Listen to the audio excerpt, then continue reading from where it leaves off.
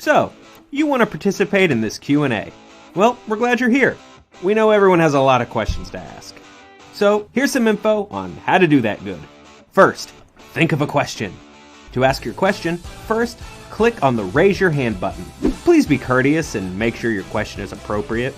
No personal or invasive stuff. Are you crazy? Is that your problem? So, not that one. Ask me about my wiener! Definitely not that. Also, technically, not a question. Limit yourself to a single question. No sneaking in multi-parters. I want to ask you a bunch of questions. And I want to have them answered immediately. Sorry, dude. Just one. We want to get to as many questions as possible. Next, a screener will reach out to you to make sure you're camera ready. Please make sure your camera and microphone are on and that you're not muted. Make sure that you're well lit and that the camera is facing you. Once your camera's good to go, your question will be submitted. And once you're called, you'll be able to ask your question directly. I'm Ron Burgundy? Now, if you don't have a camera or you just don't want to be on camera, Get out of my face. I'll get inside your face. we will still take questions via chat. Just click on the Ask a Question button. It's the button with a little question mark on it. Keep in mind, there will be a lot of people asking questions, so be patient and don't give up. We will get to as many as we possibly can. And hey, don't forget to have fun. Have fun! That's an order! Thanks for being here, and we'll get started soon. Okay, no. I thought you said you'd done this. Of course I have. Sometimes you need a monster. Was it worth it? Huh? Way better than okay. You just come after her. I am Batman. You think I'd let you do this on your own? This is our fault. All of ours. I'm not finished yet. Or should that be, we're not finished yet? You have no idea what you're walking into. Hi, everybody. I'm Trisha Hirschberger, and welcome to another installment of Hey Fandom, our new interview series where we bring fans and creators together. Now, as someone currently playing through The Last of Us 2, I am extra excited to speak to our guest, Troy Baker, today. But while I've got plenty of questions for Troy, we'd love to hear yours, too. So if you want to ask a question live on video, make sure that you hit that raise hand icon at the bottom of the screen. Or if you have a text question you'd like to send, you can hit the question mark at the bottom of the screen. And then also, if you're currently watching this on YouTube and want to ask a question, join us over at Shindig. The link should be in the description to this video. So we want to take a quick moment to thank our charity partner for Hey Fandom, Direct Relief. Direct Relief is working globally to provide protective equipment and essential medical items to health workers responding to COVID-19. If you would like to donate to this fantastic cause, please go to fandom.link/donate. All right, everybody, let's get to our guest.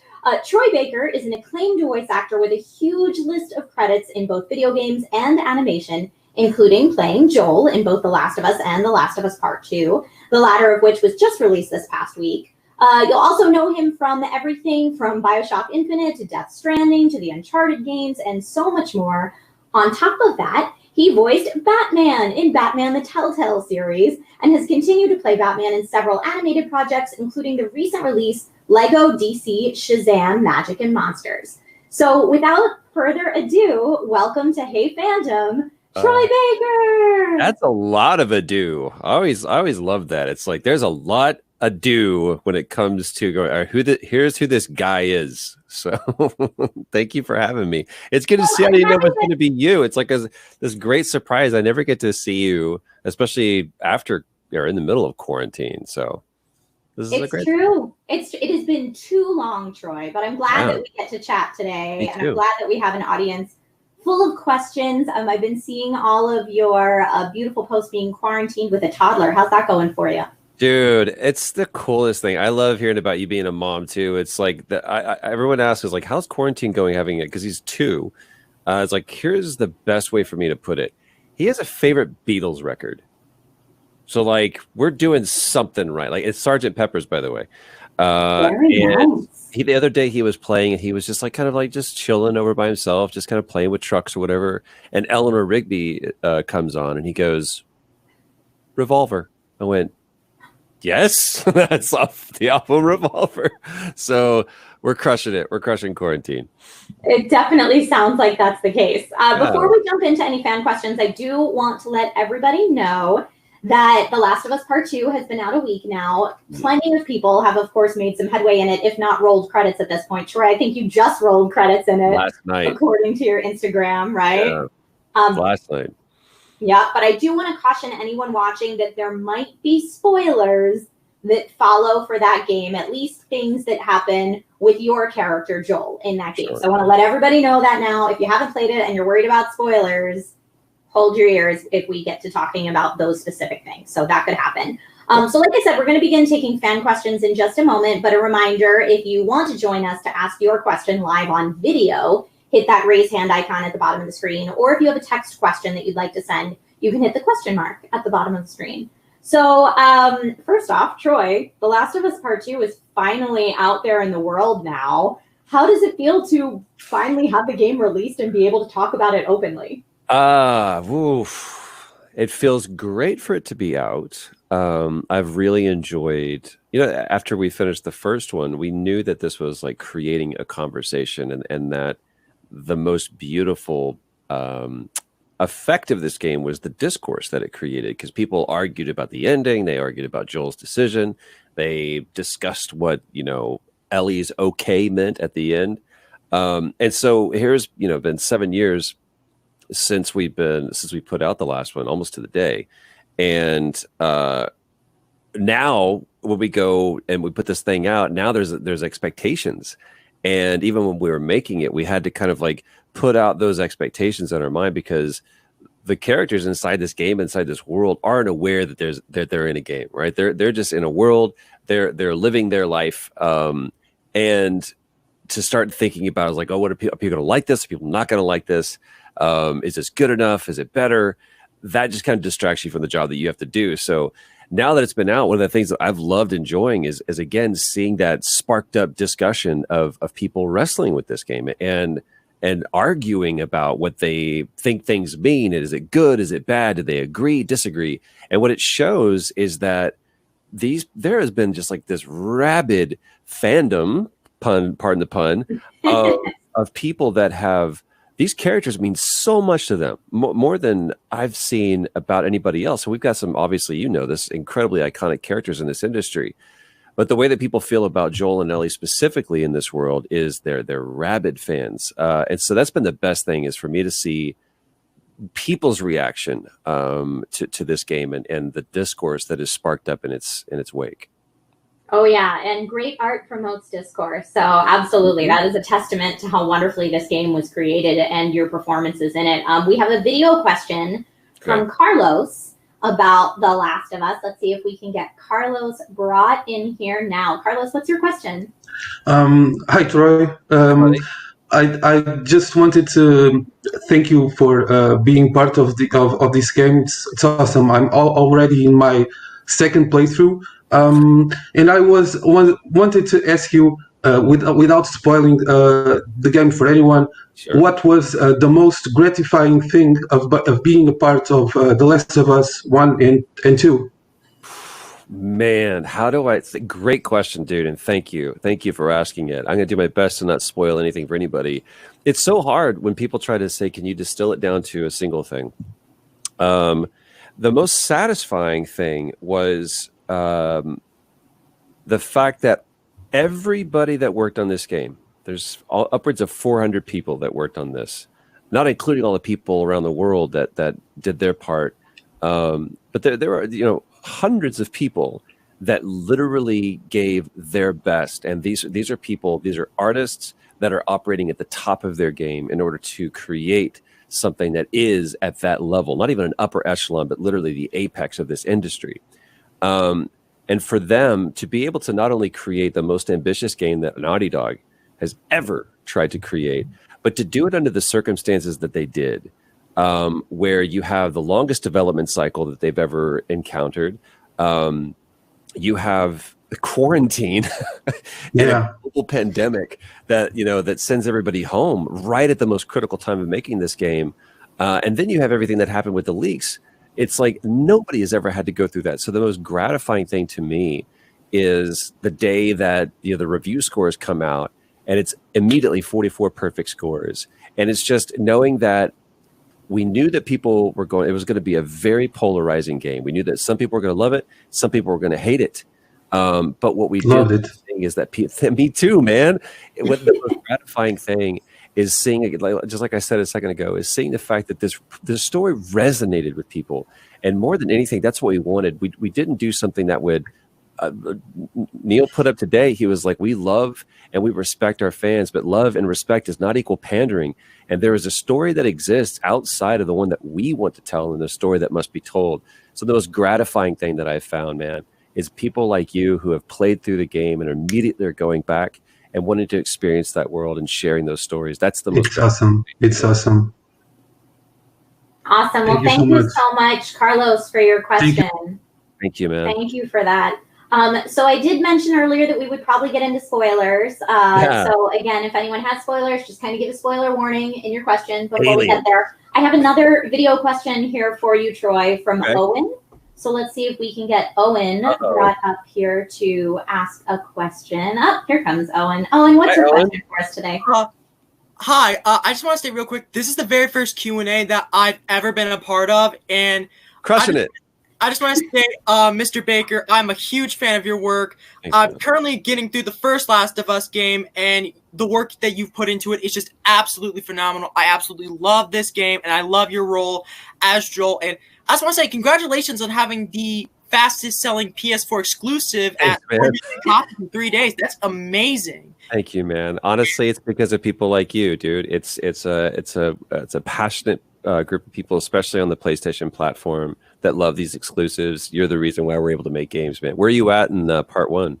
I just got up to, because I just started playing it yesterday. I got up to the point in which, spoilers for anybody who hasn't played the first Last of Us game, I just got up to the point in which Joel's daughter died. And wow.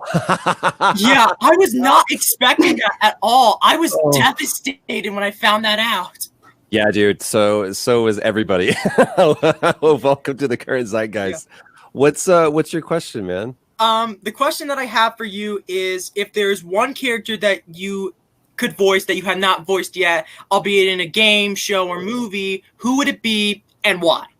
You know, man, it's, again, just like Carlos had asked, it's really hard for me to distill it down to one thing, but I have found a very convenient answer that seems somewhat off topic. Bill Roseman, who's the president of Marvel Games, we were on set for the Avengers, and I walked up to him and I said, if you guys ever decide to do a Daredevil game, I just want to read. I just want to read for it. And so he joked about it. And then someone tweeted out, they were like, oh, we love Spider-Man. What other Marvel game would you like to see become a video game franchise? And I, just having some fun in the morning, tweeted, cough, cough, at Bill Roseman, cough, cough. And he replied, and he said, we all know that you are truly the man without fear. And so boom goes the internet. People are like, Marvel Games is teasing a Daredevil, Troy Baker. And he had a public statement. He was like, look. As much as we love Troy and we love Daredevil, there is no Daredevil game in production right now. But that said, I want to play Daredevil. I love what Charlie Cox did with the role for the Netflix series, but Daredevil is like one of my near and dear. So I see the Iron Man behind you. I love what they're doing with the Avengers, but I'm also a big Defenders fan too. So I would love to see those worlds collide and just see if I might be able to talk to myself. That'd be great too. Yeah, that's cool. And I mean, you're playing the Hulk, so I mean, there's that. Yeah, there is. I've been a lot of Avengers. I've also been on the other side. I'm sure I've been some AIM soldiers too before. There's a lot of voices going on up here, man. It gets very, very crazy, very, very quick. Dude, thank you so much for those questions, man. I really appreciate it. Have fun playing and finishing the part 1. I can't wait to see what you think of part 2. I will. It's an honor to talk to you, Mr. Baker. You as well. Cheers. Thank you so much, Owen, for calling in and for your question. We do have another video question coming up from Mina. Let's see if we can pull Mina in now. Yeah, just keep it going, right? All right, Mina, what's your question? Hey, Troy, I'm a massive fan. I played The Last of Us Part 2. It's an incredible game. Really well done. Cheers. And my question is, what was the creative decision that you came up with and were the most proud of during shooting that was used in the final product? Oh, bro. Man, the beauty of that is that the way that Neil Druckmann works, and especially the culture that's been curated over decades of making games at Naughty Dog, is one that is a partnership and collaboration that's deeply, deeply rooted, not just between the actors and the directors, but in everybody that's there, the character modelers, the shaders, the coders, the programmers, the QA people, everyone is working in concert together in order to make a game. And honestly, when you're trying to make it as ambitious of a game as this is, or any game like that, it requires that kind of level. You can't have a tyrannical system. You'll just burn out people like crazy. So the culture that is Naughty Dog is one that is very collaborative. Nolan North has talked about that with Uncharted. This is the way that Amy Hennig was. This is the way that they like to make games. So every moment that you see, whether it's a cutscene or it's even in those in-game moments, is incredibly collaborative. And there was even the opening scene in the game. We spent the entire morning shooting that. It wasn't like, all right, here's a 5-minute scene. We're just going to shoot it real quick. We took time, and there's those kind of moments strewn throughout the entire game of us understanding what's at stake in that scene and why we're shooting this as opposed to letting you as the player be on the stick, and making sure that I understand not where Troy is in the scene, but where Joel is in the scene. So it's literally every scene. One of the things that I'm most proud of and that I was honestly most nervous about was the fact that I got to sing as Joel, and I knew what that song meant to specifically Neil. And I also I knew what that song, who that song belonged to, and the fact that Pearl Jam, Eddie Vedder was going to listen to me singing one of his songs. So that I kind of was like Ellie in the very beginning. I was shaking as I sat down to play the guitar. But all of those moments, man, are incredibly collaborative. And I can honestly say, without any platitude or hyperbole, I am proud of every single moment in that game. It's a fantastic game. Really well done. The story is amazing. Yeah. I agree, man. Thank you, dude. I really appreciate that question, dude. Thank you so much. Yeah. Yeah, thank you so much for your question. Troy, it's amazing hearing these personal accounts from what it was like actually being there, recording all of these moments that all of us hold so dear, and these characters that we hold so dear, and how much more personal it is coming from you. So thank you for being here today. And thank you for taking this time.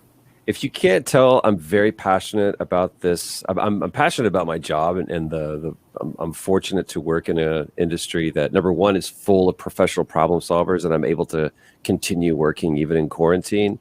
And during this pandemic, it's a truly amazing industry, as you no doubt fully are aware of.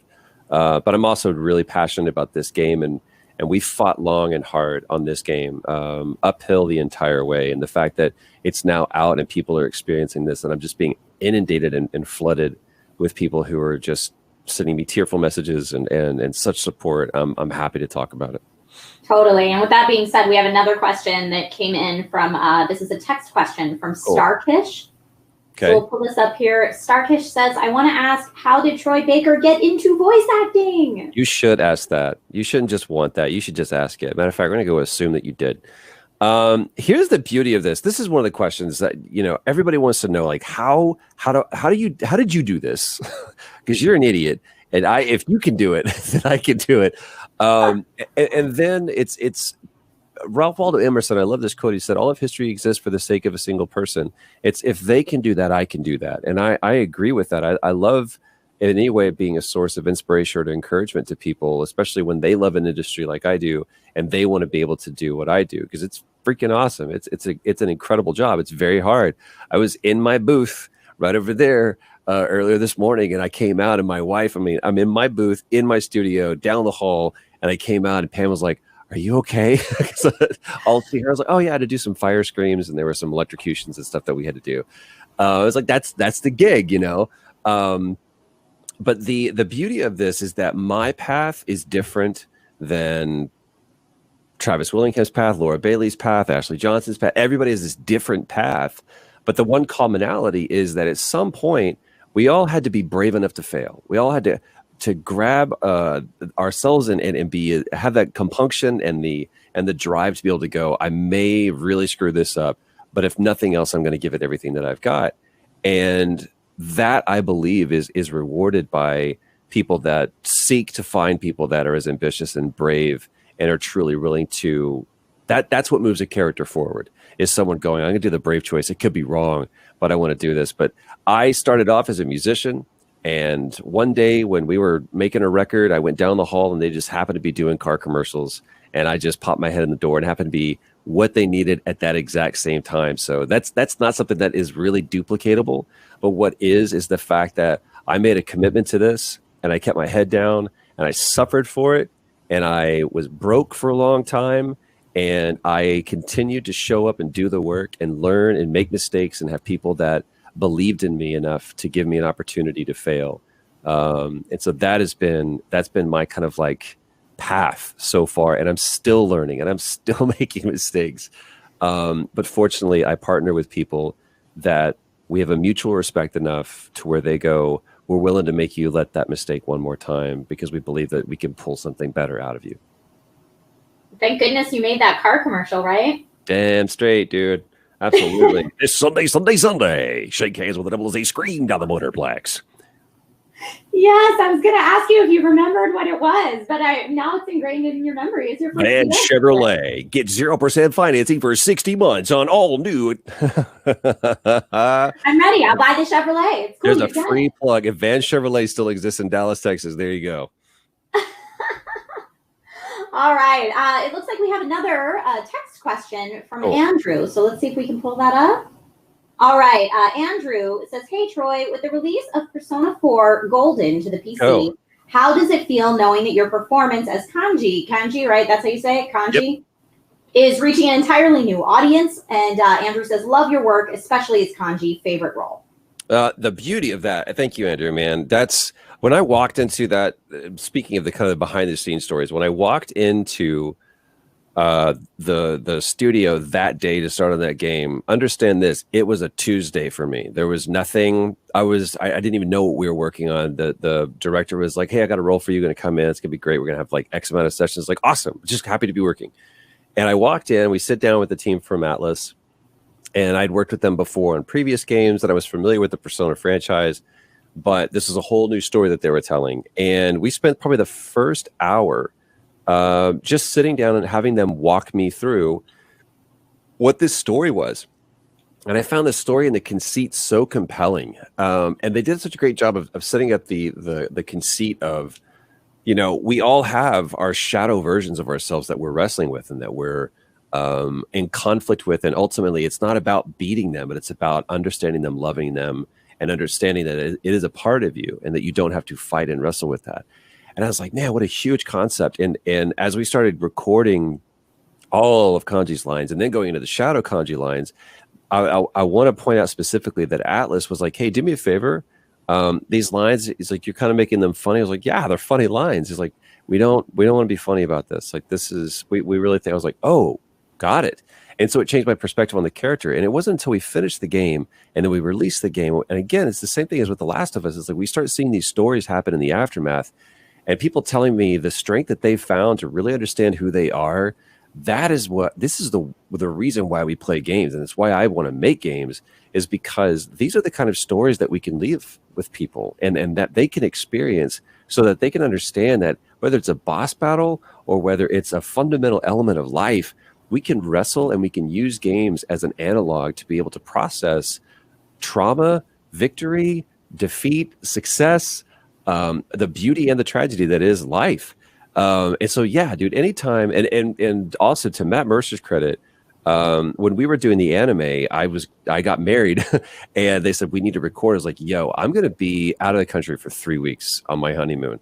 And they said, we have to record. I was like, yeah, the only way I'll be mad about this is if you don't get Matt Mercer, because that's who should do this role. And Matt has since come in and picked up.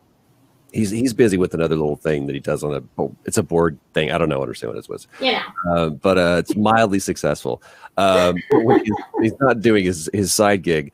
He does a fantastic job as Kanji, and it's the same thing like I did with the Joker. He's not doing a Troy Baker impersonation. Matt Mercer understands who Kanji is, and he's doing Kanji. So credit to him, man, because he did a fantastic job. And it's never fun stepping into the role that someone else has kind of originated.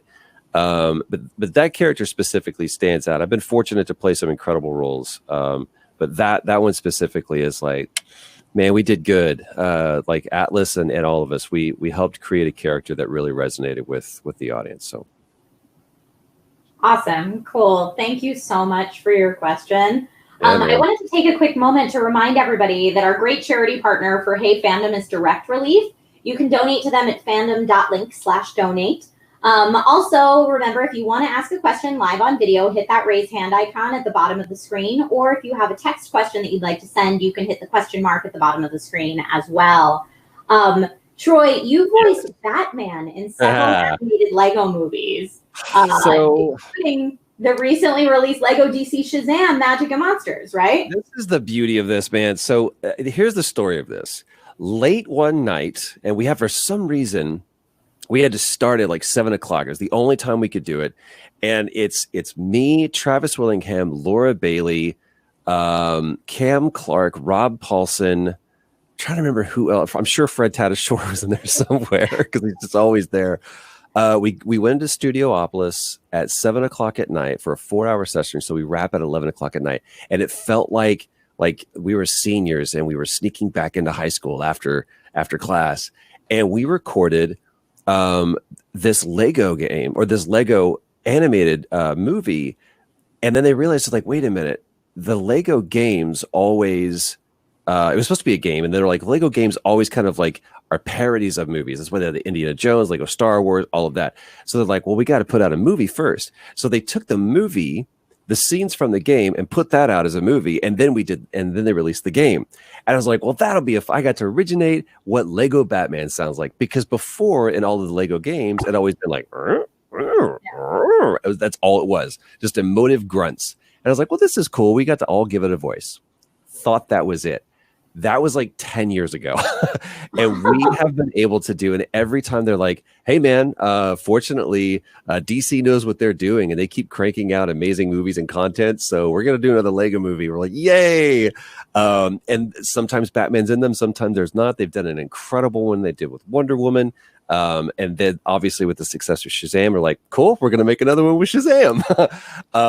And the fortunate thing is that, for me at least, is that they keep bringing me back, and they let me put on the cowl, and it's always so fun. They're so sharply written. It reminds me of the cartoons when growing up that I watched as a kid, where there were some jokes. Like, one of my favorite jokes ever was they're going around the table of the knights of the round table, and you see the signs placed before all of the different knights. And it's, Sir Gawain, there's Sir whoever, and it says sirloin of beef and cirrhosis of liver. And I was like, that was for the grown-ups. That wasn't for the kids. That was for the grown-ups. And that's the kind of humor that we have. And the best part of being Lego Batman, sometimes I let Will Arnett take it over. I'm just too busy. And so, like, he does like some movies or whatever. But and I'm not bitter about that at all. If Will Arnett was not just such a beautiful human being, I would be really angry. But the fact is that I love him as Batman, and he's a really good dude. But the beauty of being Lego Batman is finding out that, like, I'm the first Batman that people get to hear. And so it's great for me because that's a huge honor, and it's great for them because if I'm the first one they've heard, they haven't heard Kevin Conroy yet. I'm like, just wait. It gets a lot better. It gets a little worse with George Clooney, but it gets a lot better with everybody else. I think you're selling yourself short a little bit, but it's going to be tremendous fun to be able to play a lighter side to the Dark Knight. Yes, he takes himself too seriously. He's like, my favorite colors are black and more black. It's just like, that's fun, man. That's like this great Kevin Conroy meets a little bit of Adam West, because Adam West is just, you got to have Adam West and Batman. My favorite moment, I'm at San Diego Comic-Con, and I'm doing a step and repeat, and we're probably talking to Fandom, and Adam West is there, and we're about to do, because he did a cameo for one of the Lego movies that we did, and I'm sitting there, I was like, well, as Batman, I think that's really important. And Adam West comes behind me, he puts his arms around me, goes, I think he's going to be a great Batman, and leaves. I was like, and even the dude doing the interview was like, I think we can beat that. I was like, you and I are never going to create a better moment than what just happened. I miss Adam. He was literally the best. He was the best. That is an awesome story. Thank you for sharing that. Yeah. We've got a video question coming up now from Logan. Bring so it. let's see if we can pull Logan up here. Logan, what's your question today? I just want to preface this saying my favorite performance of yours has to be as Booker DeWitt from BioShock Infinite. Much obliged. Because, yeah, it is my favorite ending of all time. I just wanted to know what it was like when you found out. I'm not sure when, like, that you were both Comstock and Booker, and how you felt about that, like playing both the protagonist and antagonist at the exact same time. So, funny story. Ken Levine has become a dear friend, and he is an absolute genius at everything that comes along with that. He's crazy, and he tells incredible stories. And there was one point he was like, "I want to see what you sound like as Comstock." I'm like, I really think that, just sure you don't want me to be Booker. He's like, no, I just want to hear what you sound like as Comstock. I was like, okay. And so I started recording these lines as Comstock. And then all of a sudden I was no longer doing Comstock. I was like, oh, well, that sucks. I lost the gig. And he's like, I just decided to go in a different direction. And there was one thing, or I guess two things, that throughout 3 years, I think, 2 years, solid that we were recording, he didn't tell Courtney or I. And it's that, A, I was Comstock until we found out in real time in the script. And B, that meant that Liz was my daughter. And so anytime, whereas an actor, you kind of like this natural is like, I think you look great in that dress. He's like, yeah, I want to kind of lean away from any kind of notion of romantic overtones. It's like, all right, well, I mean, he's a strapping young man, and she's a beautiful young lady. And he's like, yeah, we're not going to go that route. So kudos to Ken Levine. And I guess that means that Courtney and I were a little bit dimmer than we thought. We never put it together. And so we got, just as the player got surprised in that moment, we were surprised when we read the script. I was like, wait a minute, hold on a second. He's like, now you understand why. And so much of the story made sense in that moment. So I love that moment, and that story means so much to you, man, because dude, that game is just, that was a great year for games, man. 2013 it was amazing.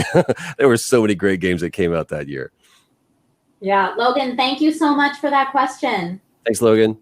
Thank you. So we have a text question from Hassan coming up, taking us back to The Last of Us 2, I believe. So let's see if we can get that text question up here. It says, Dear Troy Baker, can you please tell us your thoughts on Abby and how she was portrayed in The Last of Us Part 2? How much time do we have? Always love your performances. How much time do we have? Probably not enough for you to give us the dissertation that would be necessary to talk about Abby. Trisha Hirschberger, perfect word. Kudos. It requires a dissertation. Look, first of all, you cannot mention Abby and not remark whether you agree with that character, like that character or not. Laura Bailey. I mean, what was required of her, what she knew going in, what was going to happen, that this was going to be a character that people were going to wrestle with, and that to take on that mantle.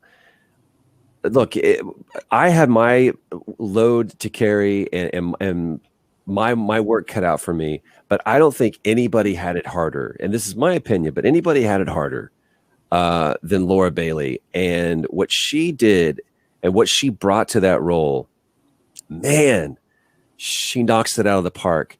And there is absolutely nothing about Abby that after playing it, I go, I totally get it. I get all of it. And there have been people that say they don't understand why she's jacked, and she is ripped. But let me ask you a question. If you were this ruthless survivor, which we've heard those two words used before about another character, and in this world, you would get jacked. Like the only way you're going to survive if you're fighting infected all day, and the transformation that takes place in Abby is so reflective of someone who is driven by passion and obsession. And Abby turns herself into a machine. And that is why she looks that way. She was modeled after like a CrossFit trainer that is stronger than three of me combined. And everything about Abby makes incredible sense.